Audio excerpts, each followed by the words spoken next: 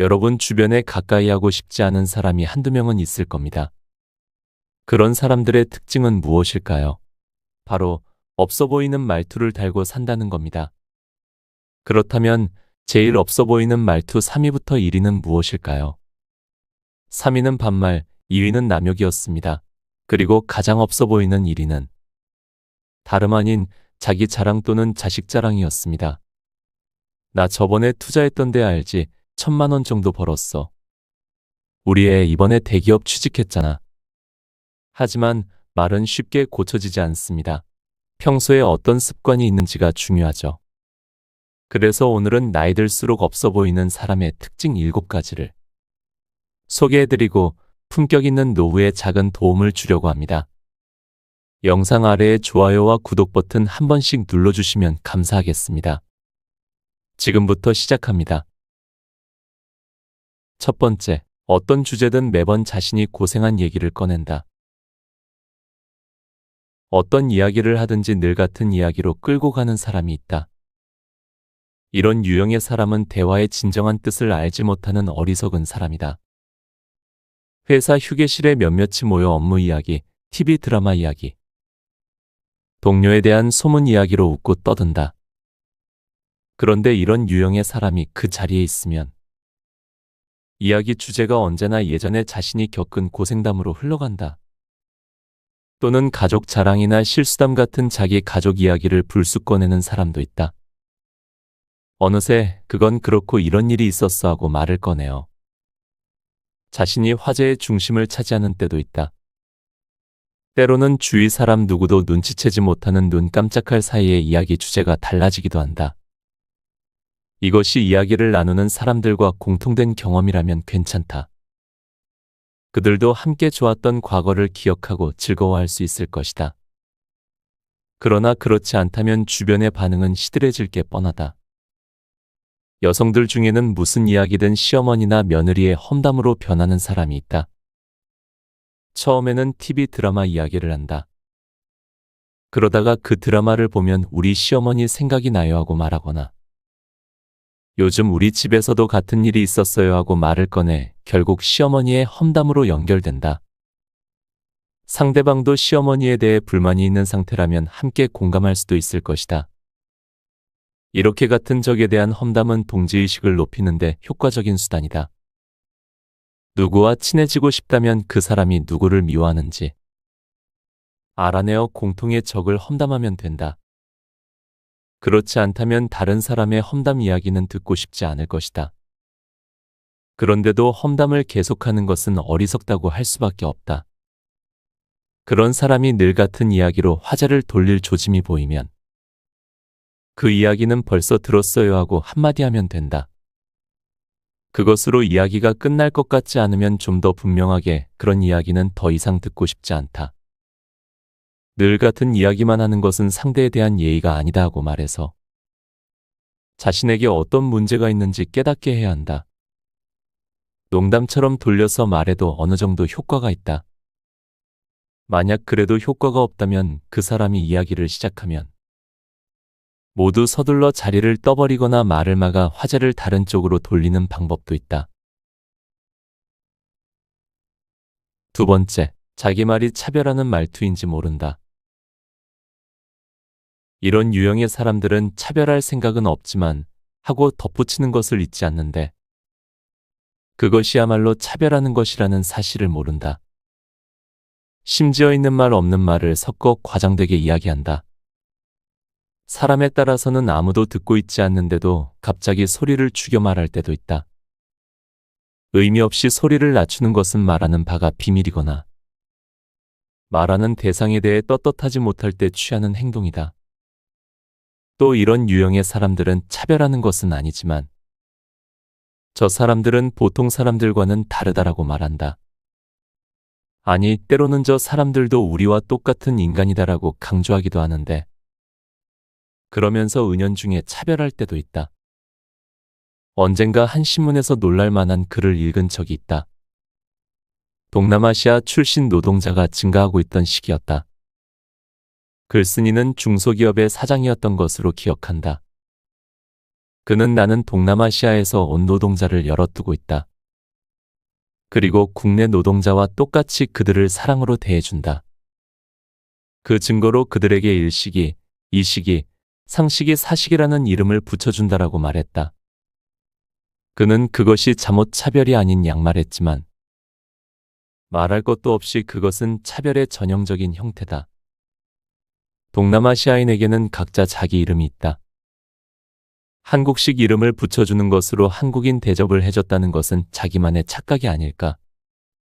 그리고 그 사실을 깨닫지 못하는 것은 완고한 차별 의식을 갖고 있다는 반증이다. 차별한다는 것은 편협한 사고를 의미한다.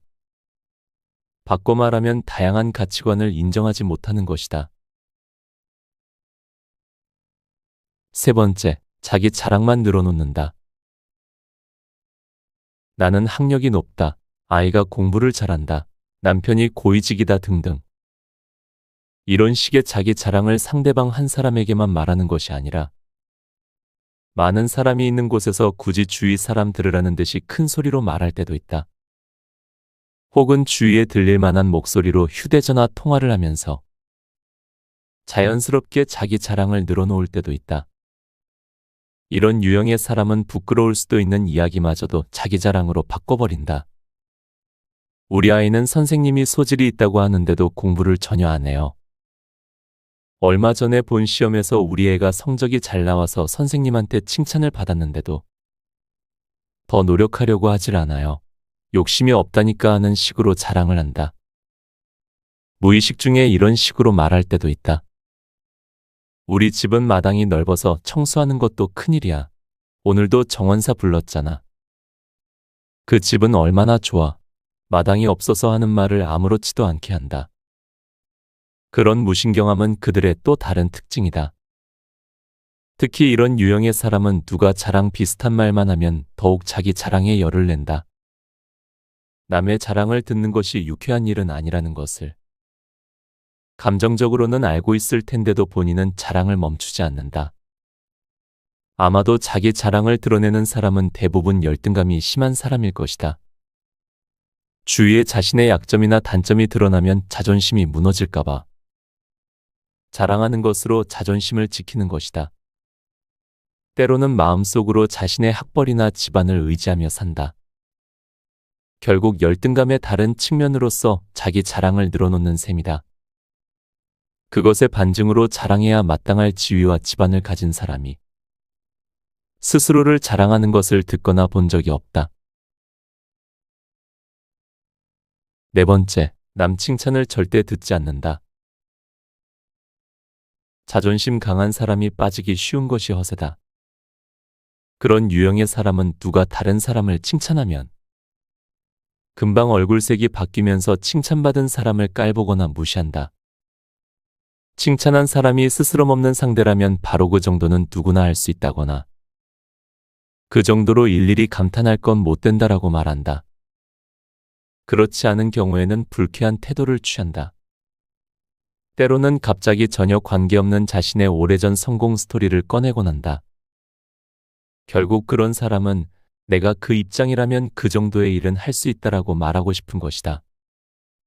그리고 자신이 더 능력이 있다는 것을 사람들이 알아주길 바라는 마음에 다른 사람의 일은 깎아내리려고 안달한다. 특히 자기와 가까운 사람의 일에 대해서는 적당히 눈 가리고 아웅하는 식의 칭찬밖에 하지 않는다. 그나마도 억지로 한다는 것을 금방 알 수 있을 정도다. 이런 유형의 사람은 자신의 실력을 과대평가한다. 어떤 일을 의뢰하면 그런 것 정도는 간단히 할 수 있다며 당당히 받아들인다. 자신감 넘치는 모습에 주위 사람이 신뢰하고 일을 맡기지만 제대로 된 결과물이 나올 리 없다. 시간이 지나도 일이 끝나지 않는가 하면 해놓은 일도 수준에 훨씬 못 미친다. 물론 실력이 따라주지 않기 때문에 당연한 결과지만 이런 사람에게 일의 결과가 수준 이하라고 지적하면 이렇게 변명한다. 이번 일은 나한테 안 맞는 거였다. 아버지가 아프셔서 시골집에 다녀오느라 시간에 맞추질 못했다 등등. 변명의 이유를 들어보면 꽤 그럴듯하다 싶을 정도로 다양하다. 그것이 한두 번이라면 그럴 수도 있다고 용인하지만 이런 변명이 일할 때마다 반복되면 서로 곤란해진다. 그런 사람이 말하고 싶은 것은 이번에 실수한 것은 아주 드문 일로 실력이 없어서가 아니라는 것 하나다. 그리고 이렇게 덧붙이면서 허세를 부리는 것도 잊지 않는다. 좀 더 제대로 된 일이라면 일할 의욕이 났을 텐데. 그럴 때 누군가 자네는 실력이 없으니까 이런 일밖에 할 수 없는 거야. 자신의 진짜 능력을 알고 제대로 노력해 하고 주의를 주기라도 하면 토라져서 일을 내팽개친다. 그러고는 뒤돌아서 저 인간은 나의 가치를 이해하지 못한다고 화를 낸다. 이런 유형의 사람은 사실 자신감이 없다.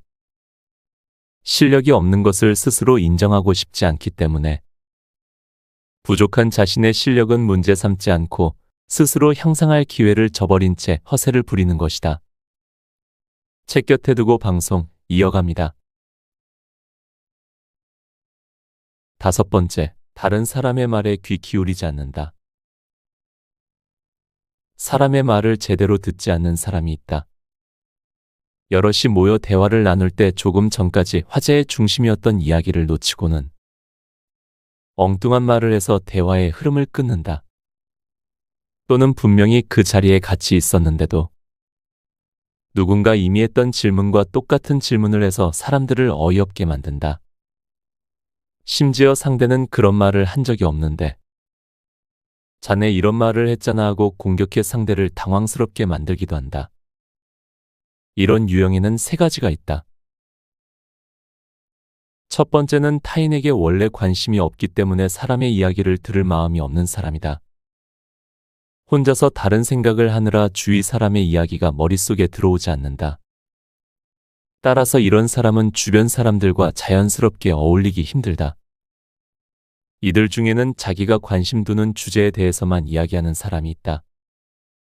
가령 상대가 어떤 일에 대해 질문을 하면 한마디 정도는 그것과 관련된 대답을 하지만 어느새 이야기 주제가 점점 바뀌어서 전혀 다른 이야기를 한다. 어떤 화제든지 자신의 관심 분야로 끌고 가는 것이다. 이런 유형의 사람은 독선적인 해석을 내리기 쉽다. 조직에서는 이런 사람이 흔하지 않다. 사회에 적응하는 데 서툴러서 집단 생활을 하지 못하기 때문이다. 2번째는 선입견을 갖는 사람이다. 어떤 사람이나 사건에 대해 별다른 이유도 없이 자기가 이미 가지고 있는 생각대로 믿어버린다. 상대가 무슨 말을 해도 그 말이 전혀 귀에 들어오지 않는다. 심지어 상대의 별것 아닌 이야기도 오해해서 듣거나 완전히 다른 반론을 펴게 된다. 이런 유형의 사람은 타인의 생각을 이해하려는 의지가 없다. 그래서 상대의 말에 귀를 기울이려 하지 않는다. 늘 자신이 옳다고 믿고 있어서 누가 무슨 말을 하면 자신을 비판하는 것으로 받아들인다. 그래서 종종 시비조의 태도를 보이며 발언하려는 사람의 말을 걸고 넘어진다. 3번째는 근본적으로 이해력이 결여되어 있는 사람이다. 사람의 말이나 문장을 이해하지 못한다. 무엇이 그 문장에서 가장 중요한 말인지 파악하지 못한다. 그래서 핵심을 벗어난 반론을 펴고 동의를 구하려 한다. 특히 이런 유형의 사람은 대화 중에 자신의 의견과 대립되는 부분에만 신경을 쓰기 때문에 전후 맥락을 무시하는 경향이 있다. 가령 상대가 테러에도 정당한 면이 있다고 하는 사람이 있는데 그것은 잘못이다 하고 말했어도 그 말 중에 테러에도 정당한 면이 있다는 부분만 머릿속에 담아두고는 그의 결론을 완전히 무시한다. 게다가 이런 유형의 사람은 상대의 말 중에 비본질적인 것에 집착한다. 그 사람이 말하고 싶은 내용이 아니라 단지 주장의 예로 제시하는 것에 반응한다. 한 사람이 테러는 좋지 않다. 그것 때문에 비행기의 수화물 검사가 까다로워졌다. 이대로는 세계가 지독한 인간 의심증에 걸릴 것이다. 하고 말하면 그러면 수화물 검사를 해서는 안 된다고 주장하는 것이냐며 화를 내거나 수화물 검사를 하는 것에는 반대한다고 주제와는 상관없는 의견을 제시한다. 타인의 의견을 이해하지 못하는 것이야말로 가장 어리석다고 할 수 있다. 타인을 이해한 후에야 자기 의견이 성립되며 타인을 이해함으로써 비로소 커뮤니케이션이 이루어진다. 6번째, 투덜거리기만 해서 무엇을 말하려는지 알 수 없다. 투덜거리기만 해서 대체 무엇을 말하고 싶은 것인지 알 수 없는 사람이 있다. 이런 사람은 말을 길게 하는 경향이 있다. 들으면서 부분적으로는 이해가 가는데 다 듣고 난 뒤에는 무엇을 말하고자 하는지 이해가 되지 않는다. 이런 타입의 사람은 직장에서 흔히 볼 수 있는데 대화를 할 때도 구체적으로 말하지 않는 탓에 상대가 대화 내용을 파악하기 어려워한다. 나는 자네 생각에 반대하고 분명하게 말하지 않고 빙빙 돌려서 말한다. 그러다가 자네 내 생각에 반대인가 하고 물으면 아니, 그건 아니야 라고 대답한다. 그러고는 이것저것 애매한 말을 꺼낸다. 물론 직설적으로 말하는 것을 무례하다고 여기는 사회 분위기에서는 이렇게 애둘러 하는 말에 대해 이 사람은 반대 의견을 갖고 있구나라고 눈치껏 이해할 필요가 있다. 그것을 알아듣지 못했다면 이해 능력이 부족한 것으로 여긴다. 그러나 듣는 사람이 이해하지 못할 정도로 예스나 노를 분명히 말하지 않은 것은 문제가 있다. 이런 사람의 첫 번째 특징은 변명이 많다는 점이다. 상대를 배려한답시고 분명하게 말하지 않고 기분 나쁠지도 모르지만 우리도 여러 가지 생각을 해봤는데 하고 서론을 장황하게 늘어놓는다. 단도직입적으로 말하지 않기에 말할 때마다 논점에서 벗어나 더욱 이해할 수 없는 이야기가 된다. 두 번째 특징은 구체적인 예로 이야기를 시작해 그 예에 질질 끌려가다 결국 알 수 없는 결론을 내린다는 점이다. 어제 이런 일이 있었다. 그래서 나는 이렇게 생각한다 하는 식으로 말하려 했을 것이다. 그런데 이런 일이 있었다 하고 말하는 중에 점점 핵심에서 벗어나 군더더기 많아지거나 본론과는 관계없는 등장인물이 나오고 그 사람을 설명하다 보니 말하는 본인도 무엇을 말하려 했던 건지 알 수 없게 되고 만다.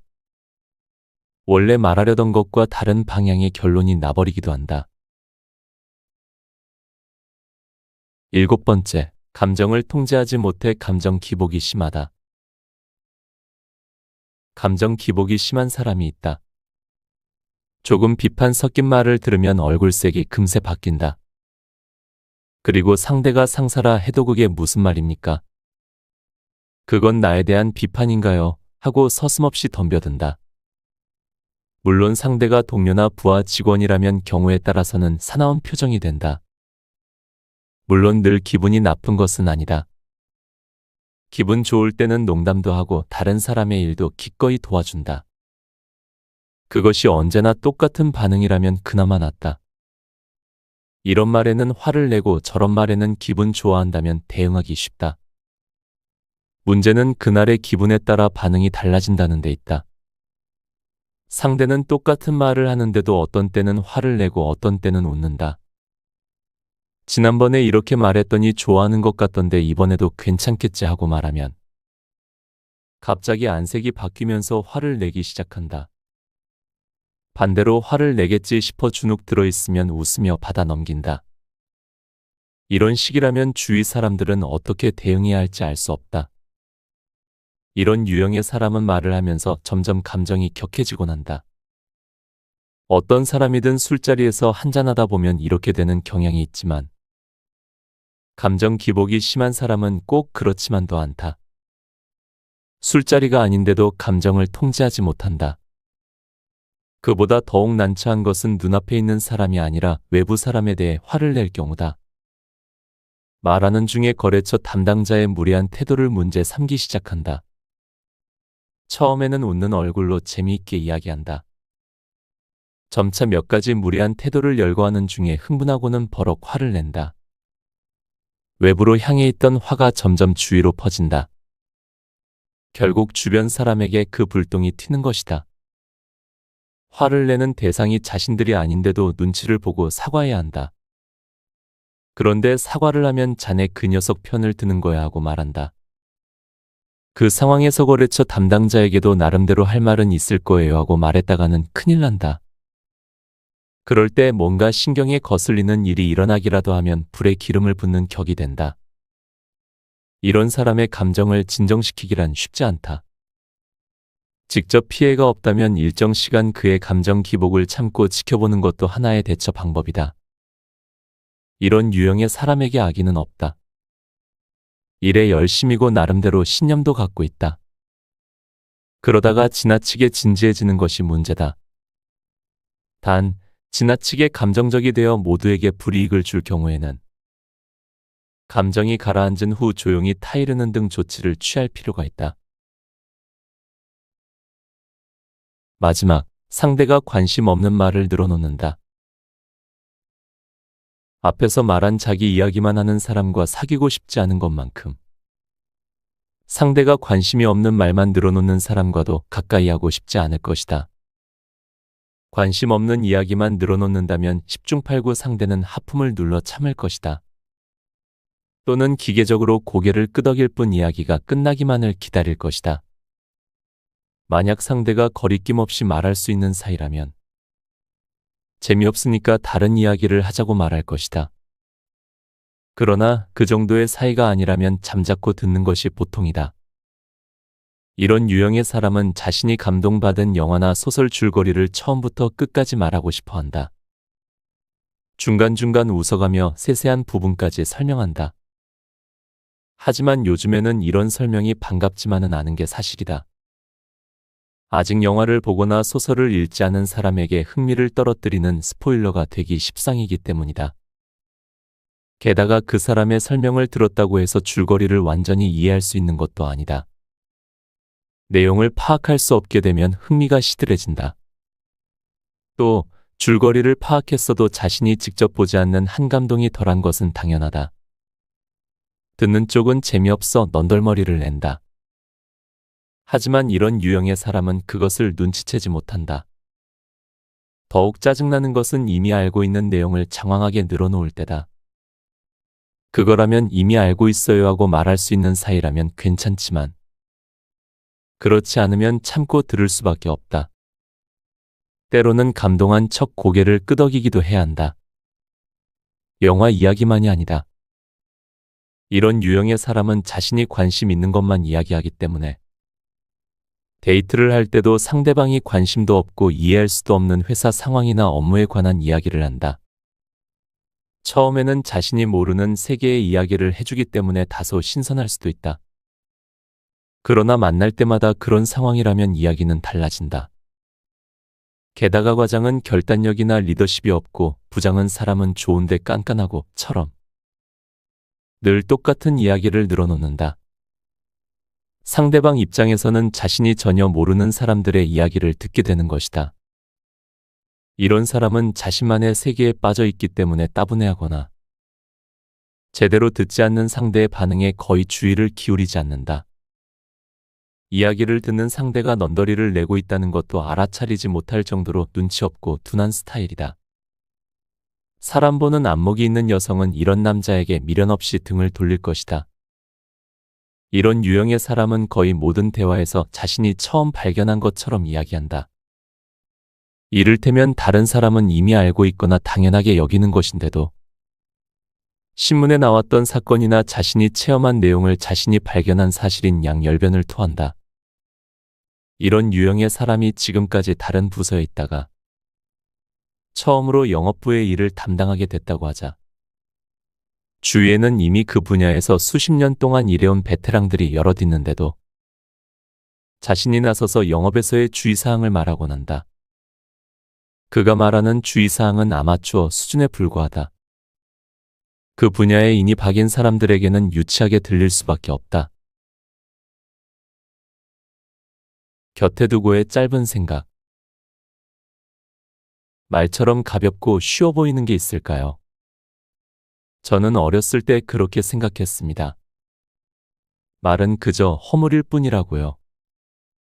근데 나이가 들면 들수록 말을 예쁘게 하는 어른으로 남고 싶다는 생각이 커졌습니다. 그렇게 가볍고 쉬워 보이는 말조차도 함부로 하는 사람은 행동 또한 가벼워질 가능성이 높아질 거라는 생각이 들었기 때문입니다. 말투는 나를 표현하는 중요한 부분입니다. 어떤 말 습관을 가지고 있는지가 우리의 인간관계를 바꾸고 우리의 선택을 바꾸고 결국 우리의 운명을 바꾸게 되죠.